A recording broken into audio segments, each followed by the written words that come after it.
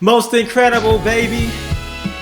You could have been watching anything on the web, but you're here watching me, and I appreciate you for it. Sounds so fine, don't you agree? Oh yeah, this is the story of a man that we call J to the Z. Jigga, Hove, Jigga, Hove. We got a great show lined up for you today, baby.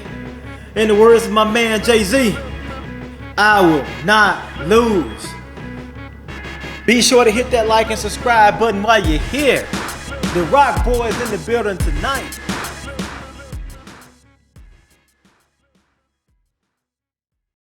Jay-Z, Jigga, Hove, Jigga Man, Jazzy, Hova, Sean Carter, the man, the myth, the legend is gone by many names. Add the name billionaire to the list. I'm talking about B's, billions. Car keys got B's, got the hottest chick in the game rocking his chain. In case you live under a rock for the last 18 years, she goes by the name of Beyonce. With over 20 years in the game and a slew of gold and platinum hits under his belt, as well as numerous businesses and partnerships, you would think success came easy.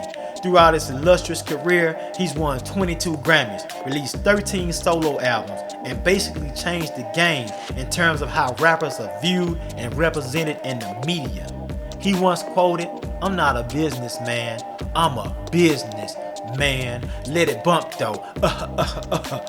But things weren't always so shiny for Sean Corey Carter, aka Jay-Z. Born in Brooklyn, New York on December 4th, 1969, and growing up in the MARCY housing project, his path to success was anything but uncertain at best.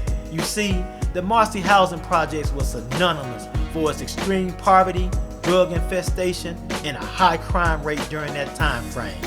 Your guess was as good as any as to what he would become. Raised by a single mother and abandoned by his father at an early age, he quickly became a product of his environment and took to the streets. From selling drugs in the hallways to carrying a gun in a VHS cassette tape box and even shooting his brother in a dispute over jewelry at the age of 12, you'd be hard pressed to think that he would go on to achieve the level of success he's achieved.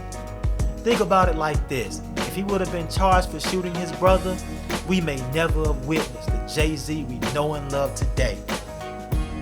He credits Marvin Gaye and Donny Hathaway as a few of his musical influences, in addition to Odyssey by Homer for its rhythmic beauty. My first album, but I never really took it serious. It was more of a hobby, and it was such a gift to me. Like, it was a gift. Like, it wasn't really hard for me to create raps. It wasn't hard for me to write rhymes and things like that. This is when I used to write. Like, in my earlier days, I used to write every day, every single day, in the kitchen, banging on the table. My mom's like, "Please, get us a break back here." Yeah, we've all been there, but we didn't turn out to be Jay-Z though. It was just something he did. He didn't take it serious. The dope game was far too enticing, and the pursuit of money, cash, woes, and a better life was fuel to his fight. On a side note, it had been reported that he was somewhat of a prodigy after testing on a 12th grade reading level in the 6th grade. Those smarts and great instincts could be part of the reason why he survived the streets and became so successful. He attended high school with 3 legendary rappers: Notorious B.I.G., Busta Rhymes, and DMX. That's a lot of talent in one place, baby. What are the odds of that happening again? Let's keep it rolling.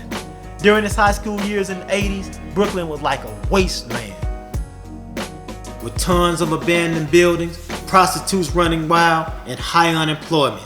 You see, crack had hit the scene and decimated entire communities.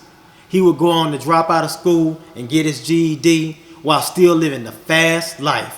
On his song, "This Can't Be Life," he stated, "This can't be life, there's gotta be more, this can't be us." Seems he was always longing for more, but in his younger years, the streets had a hold on him. One of the first of many close calls was when he was arrested for trespassing at a local high school with crack cocaine in his possession. Since it was his first arrest while being a minor, he was released and his record was later sealed. He would continue to make moves in the streets and was even shot at numerous times. The battle for turf and the drug war was nothing to play with in the 80s, especially in New York City. Whenever Jay would return to the MARCY projects, he would link up with Jaz-O, another MC from the same housing projects. Jaz-O began encouraging Jay-Z to rap.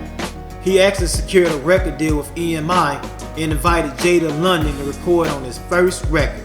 Although they made some noise with Hawaiian Sophie and the Originators, it wasn't enough. Unfortunately for Jaz-O, things went sour with the label and they parted ways. Seeing how his mentor was treated, Jay-Z temporarily gave up on his dreams of becoming a rap superstar and refocused his energy on expanding his reach in the drug game. By this time, he was a long way away from millions. Nike of the Shirt Kings would actually set up a meeting with Big Daddy Kane and Jaz-O for a rap battle that never happened. Instead, Jay-Z, Kane, and Jaz-O ended up making a mixtape. After that, Big Daddy Kane was impressed with Jay-Z. That would set up the relationship between Kane and Jay. Kane tried to get him signed, but no one would bite on it. Later, Jay-Z would get the chance to tour with Kane in the early 90s and appeared on the single Show and Prove. Jay-Z would ultimately go on to sign his first deal with Payday Records and release the singles In My Lifetime and I Can't Get With That. He would actually go on to leave the label because he felt the singles weren't being marketed properly and he could do a better job. Enter Dame Dash and Kareem Big Burks. This trio would go on to make history. DJ Clark Kent actually introduced Dame to Jay, and Dame introduced Jay-Z to Kareem Biggs Burke. Dame had began managing artists and came back to New York with a game plan of running their own businesses. The original idea was to push Jaz-O, Jay-Z, and Sauce Money as a group called The Hard Pack. What a name. They actually recorded 6 songs before it all fell apart.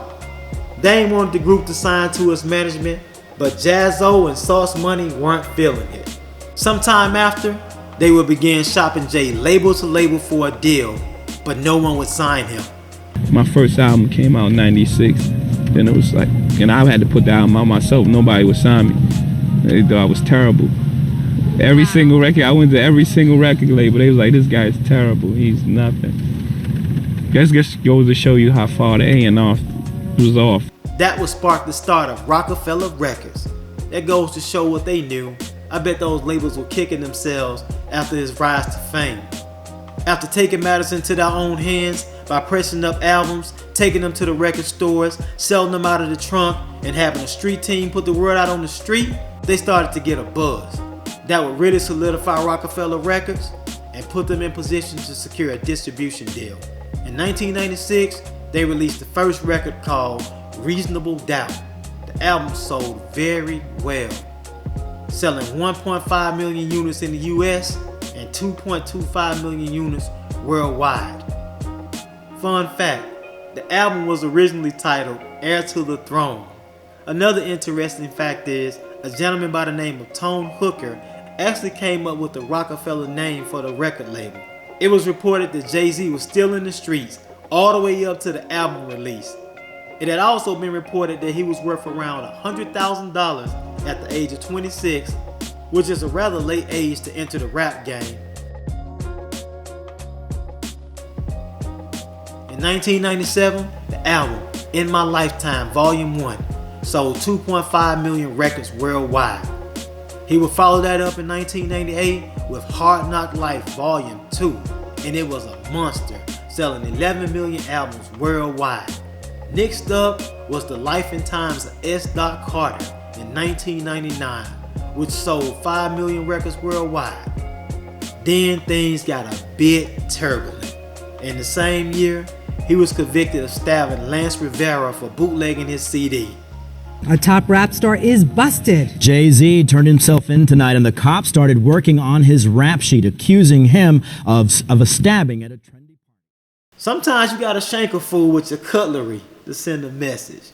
That experience taught him a lesson though. and he would learn to control his anger going forward. He stated in an interview, everything he worked so hard for could have been lost right there. He'd bounce back just like a cat with 9 lives, making more major moves and having a meteoric rise to the top, putting win after win on the board. From 2000 to 2003, he would release 3 albums. The Dynasty, which sold 3 million worldwide off the strength of the singles I Just Wanna Love You, Give It To Me featuring Pharrell, and Parking Lot Pimpin'. The Blueprint, which is one of my favorites, featured the songs Girls, Girls, Girls and Song Cry. And the Blueprint 2 featured the songs 03 Bunny and Clyde and Excuse Me Miss, another classic. In between those years, he would somehow find time to get in a relationship with the lovely Beyonce Knowles. If things would have ended right there for most people, we'd be content. But Jay loves to push the envelope. In the same year, they would also launch Rockaware clothing. Ironically, being turned down for an endorsement deal by Iceberg Clothing sparked them to create their own brand, and sales skyrocketed almost immediately. See a pattern here? See, it's all about ownership. You gotta control your own, you have to own your own. They would also sign new acts to the label, such as the Diplomats, State Property, Beanie Siegel, Memphis Bleak, and many more. In 2002, they purchased Armadale Vodka. Not sure what happened with that situation, the trail went cold. Next, the S. Carter sneaker by Reebok was released in 2003, and he also opened the 4040 Club, a high-end sports bar, the same year. Later that year, he released the Black album, and he's back outed as the best rapper alive. Ask about him. It contained the songs Encore, Dirt Off Your Shoulders, and 99 Problems. He stated this album was his last and announced his retirement. My man was getting busy. Interesting fact, for over a year, Jay-Z sat on the beat that would become the smash hit Oh Boy by Cameron. Instead, he opted to record with Pharrell. After sitting on the beat so long, Cameron swooped in, rapped on the track, and created a smash. The rest is history. Then came the split from Dame Dash in 2004. It was reported that Dame became difficult to work with, and he and Jay just didn't see eye to eye anymore. They say you ever want to lose a friend, go into business with them. Of course, things will go on to get worse over the years. You guys know how that story unfolded, so I'll keep it moving. After retirement, he would take the helm as the president of Def Jam Records. During his tenure, he spun the careers of Rihanna, Young Jeezy, Rick Ross, The Dream, and Neo. He also supported the advancement of the careers of Kanye West, The Roots, and Ghostface Killah. Throw Wale and J. Cole in the mix too. Not bad at all. After 3 years, he would leave citing creative control issues, business model, and difference in vision. In the year 2006, he released Kingdom Come. It fared well off the success of the single, Show Me What You Got. That was his comeback announcement. He then would go on to release American Gangster the following year. In 2008, he married Beyonce Knowles in a private ceremony. Excuse me, miss, I can't see him coming down my eyes, so I gotta make the song cry. Cause it's a hard knock life, but you can't knock the hustle. I thought I would fade to black while forever big pimpin', but I'm turning in my player's card. Signed, Jay-Z. Now let's count off some more wins. He would go on to meet President Obama and the First Lady, sign a $50 million deal with Live Nation, become the co-owner of Duce after partnering with Bacardi, buy back his masters from Def Jam, invest in Uber, invest in the Uber of the Sky, Jet Smarter as well, and sign a second touring deal worth $200 million. On a side note, after so much sunshine, eventually comes the rain. He took an L when he invested $10 million in the cosmetic company Julep, as it would later on go bankrupt. It had been reported that there was trouble in paradise when Becky with the good hair came into the equation.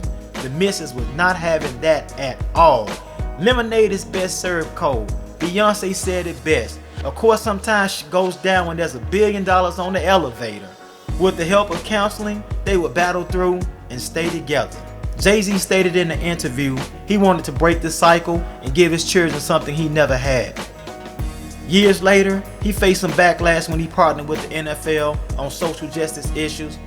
Here's a full recap of the total albums Jay-Z has sold in the US and worldwide.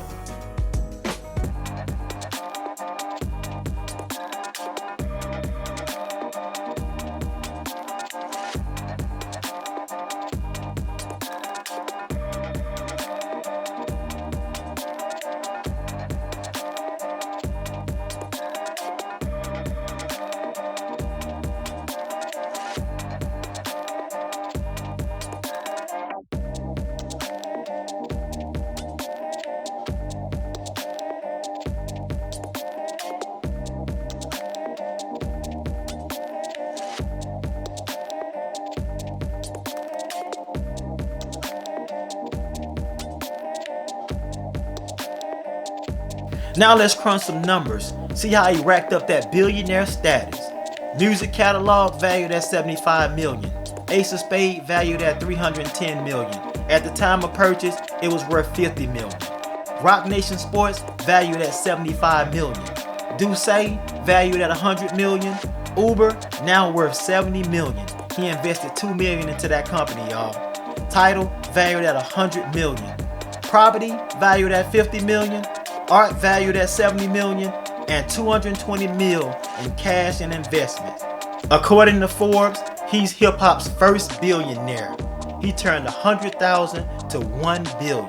That's a lot of commas. Talk about a return on your investment. He once lived a hard knock life, now he's all the way up. I can only imagine what he'll do next. You can be sure the world will be watching. Jigga, let it bump though. Peace.